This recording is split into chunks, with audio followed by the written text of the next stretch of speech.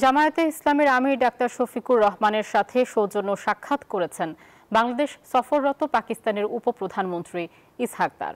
রোববার দুপুরে সোয়া ২টার দিকে রাজধানীর বসুন্ধরা এলাকায় ডাক্তার শফিকুর রহমানের বাসভবনে আসেন ইসহাক দার।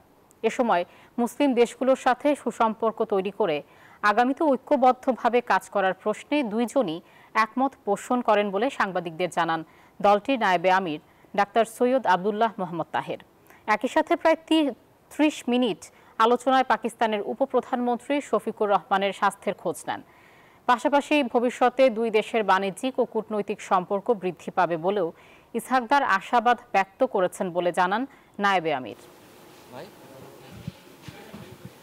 উনি যে একটি বিষয়ে সেখানে আলোচনা রেখেছেন, সেটা হচ্ছে মুসলিম উম্মার ঐক্যের ব্যাপারে উনি বলেছেন যে, এবং বিশেষ করে ফিলিস্তিনিদের হামাসের উপরে যে জুলুম অত্যাচার চলছে এ ব্যাপারে উনি অত্যন্ত গভীর উদ্বেগ প্রকাশ করেছেন।